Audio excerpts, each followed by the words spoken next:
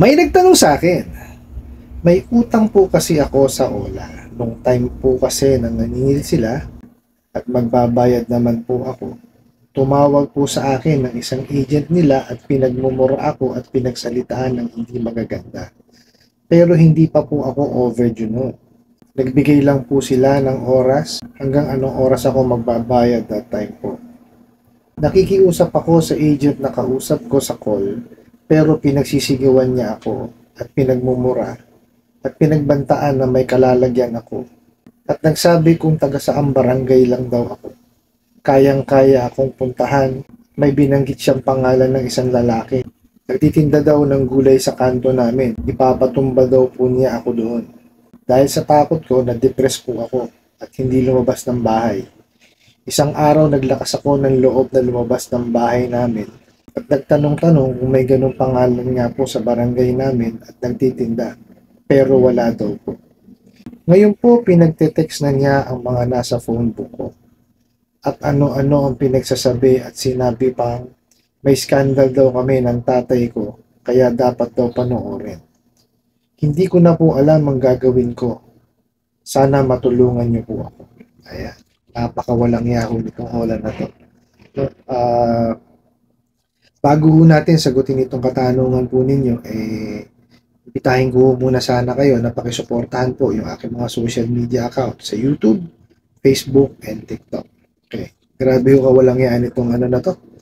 Ola nyo na to. Nagpanting huteng ako nito nung mabasa ko ho kanina. Sabi nyo, hindi pa kayo due date. No? Wala pa yung due date nyo. Pinagmumura na kayo at kung ano-ano ng salitang masasama ang ginawa sa inyo nitong bugok na to. No? At pinagbantaan pa po, no, ang inyong buhay. Okay. So, ang gawin nyo po, simple. Magpa-blatter ho kayo sa barangay at saka sa pinakamalapit ho na police station. Ano man ho mangyari, at least naka-blatter. Okay? Pero isa lang ho sasabihin ko sa inyo, hindi ho nila gagawin yan. Nakita nyo ho sa message nyo ho mismo, sinabi ninyo na, ang sabi niya, kaya niya raw ho kayong patumba, no? Doon sa sinabi pa yung barangay ninyo. Natural, masasabi niyo yung barangay ninyo. Nandun ho yung address ninyo eh. O di, nag-ano lang yan, binablap lang ho kayo, mga bugok na to. O. So sinabi, patutumba daw ho kayo dun sa lugar ninyo. O, mayroon pang specific na maggugulay daw, nagtitinda ng gulay, tutumba kayo. Pati ba naman yung maggugulay, gagawin po man. Mariosip itong mga ulan na to. No? O, nakita nyo ho, ang ginawa sa inyo. Pa-depress kayo. Di po ba? Yun ho, ang gusto ng mga bugok na yan. Ma-depress ho kayo. No? Magkaroon kayo na anxiety. No? Bakit ho nila gusto yun? Para ho kayo, no, makagawa ng ng mga hindi tama. Ano ho yun? Yung manghiram ho kayo sa ibang ola para ho itapal sa kanila. Yan ang gusto nila eh. Kasi tatarantahin talaga kayo niyan, no? Talagang lilituhin kayo. Ganyan ho ang gagawin, tatakutin kayo. Ganyan ho ang gagawin ng mga bugok na yan. Nakita niyo ho, nung naglakas loob kayong lumabas at nagtanong-tanong, wala naman hong ganun tao. No? Yan lang ho ang alam gawin yung mga bugok na ola na yan. Manakot, mangharas. Tapos ngayon, tinatawagan na ho, mini-message na ho yung mga nyo, mga nasa phone book po ninyo, mga nasa contact details po ninyo. Isa pa ho yan, dyan sila magaling.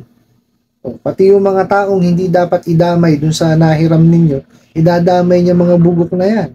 No? Ang pinakamaganda pong gawin ninyo, i-message nyo na ho, no, yung mga nasa phone book po ninyo na hindi nyo alam na ganun pala ang gagawin yung mga ola na yan. No? Sabihin nyo na nakahiram ho kayo sa kanila. Totoo naman ho nakahiram eh. Di po ba? Sabihin nyo yung totoo. Wala hong masamang magsabi ng totoo. No? Sabihin nyo sa kanila na nagipit kayo, nakahiram kayo sa mga ola na yan, hindi nyo naman ho alam na ganun pala magtrabaho yung mga yan. No? Manghihina ho kayo ng pasensya.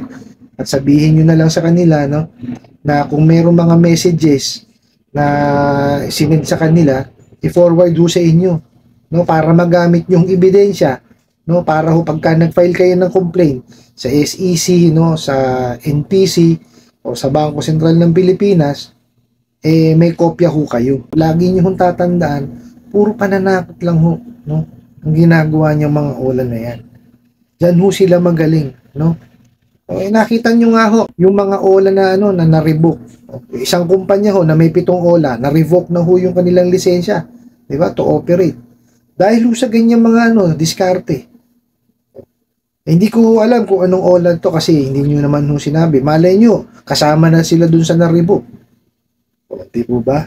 So, ang gawin nyo po, magbangalap po kayo ng ebidensya.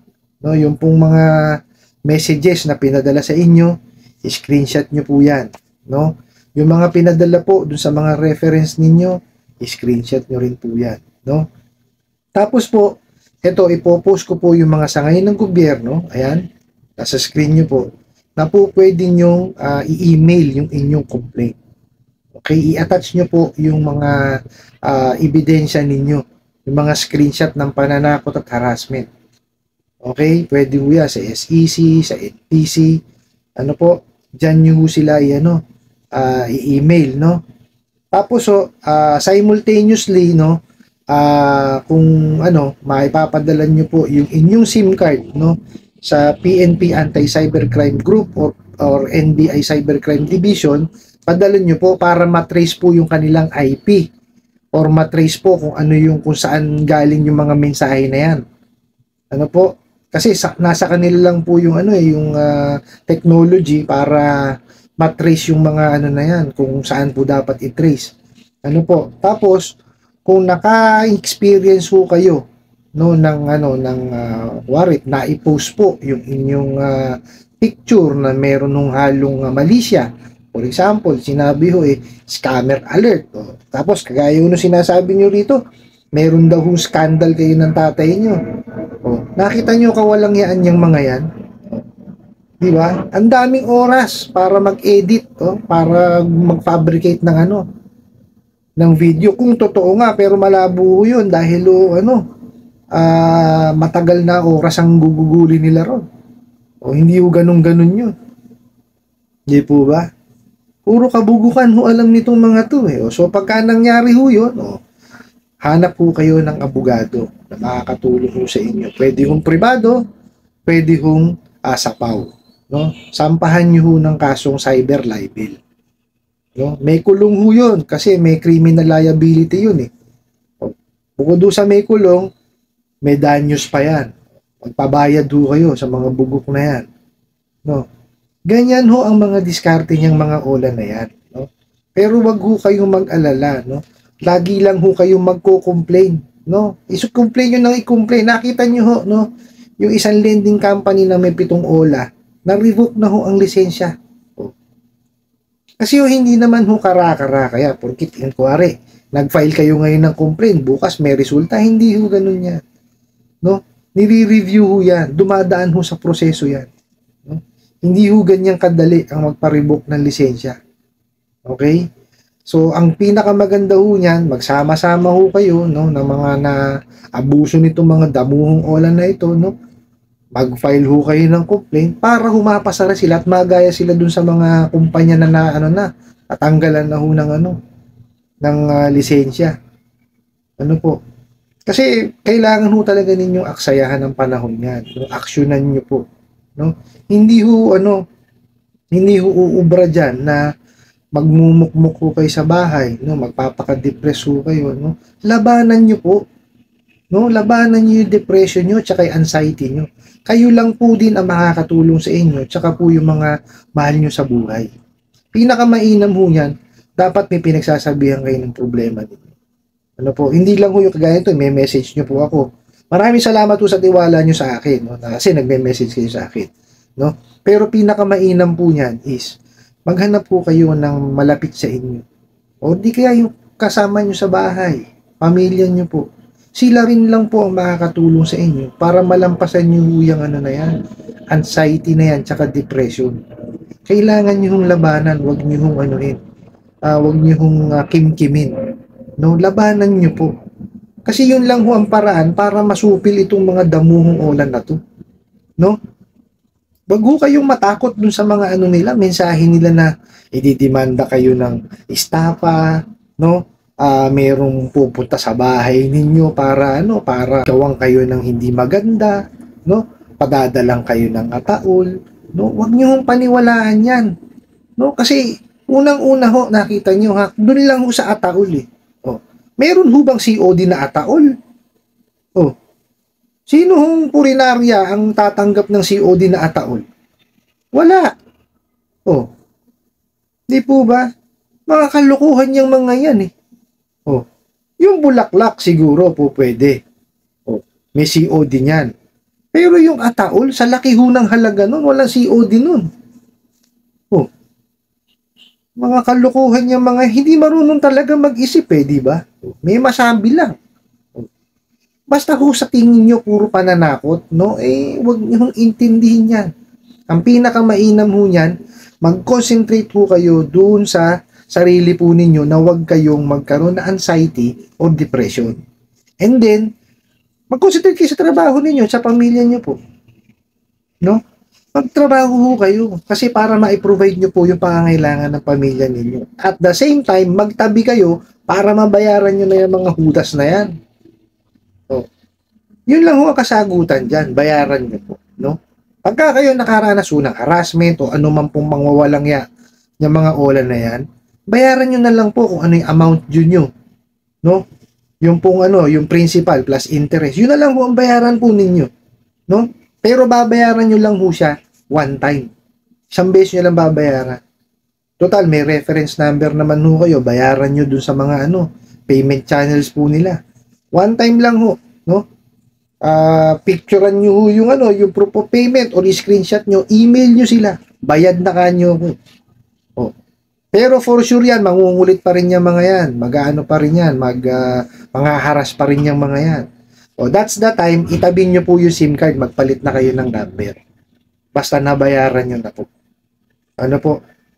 Kasi, hindi ho titigil yung mga damuho na yan. No? Yan lang ho ang gusto niyan talaga. No? I-torture yung isipan po ninyo. Puro pananakot, panghaharas. No? Puro wala namang katuturan. So, basta ho kayo naka-receive ho ng mga pananakot, andyan naman ho si Google na. For example, sinabi, sasampahan kayo ng kasong estafa. I-google nyo ano ibig sabihin ng estafa. Para ho kayo masampahan ng estafa, dapat meron kayong panlilin lang na ginawa. At panluloko. Wala naman ho kayong ginawa panluloko at panlilin lang eh. As long as yung mga dokumento ninyo, mga requirements po ninyo at information nyo doon sa application, tama at wala kayong inalter o pineke, wala ho sila po pwedeng ikaso sa inyong estafa. No? Ang po pwede ho nila ikaso sa inyo is small claims. No? Pero may proseso ho yun, hindi yung basta-basta na sasabihin na nakasampa na small claims. Asan yung demand letter? O di po ba? Kasi dapat yan, na-exhaust muna nila lahat ng effort para masingil kayo bago sila makapagsampa ng small claims. Ano yung ginawa nilang paniningil? Wala. Puro pananakot.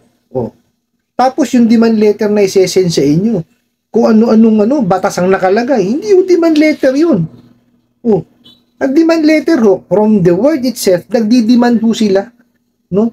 Naniningil ho sila. Hindi yung nananakot sila na eto magiging kaso mo, ganito, ganyan. Puro kalokohan eh. Hindi yung demand letter yun. Pananakot yun. Diba? Mario Joseph, hindi yung ganyan ng paniningil, no? Tsaka dapat yan, ang totoong paniningil para sa akin, pumupunta sa bahay. Yung pagtawag na ginagawa nila, dapat reminder lang ho yan, no? Ngayon, pagka hindi ho nakabayad during the due date, that's the time yan. Yan na yung sinasabing paniningil. Pwede ho yun, yung tawag-tawag. Pero yung totoong paniningil, yun yung nagpupunta ng bahay. Kumakatok sa pinto yan, nakikipag-usap, nakikipag-negotiate. No? Hindi ho yung ganyan, nagtatago sila sa harapan ng computer. Diba? Although ho yung kumpanya namin, tumagamit din ho kami ng tawag. Pero it's just a reminder and follow-up. No?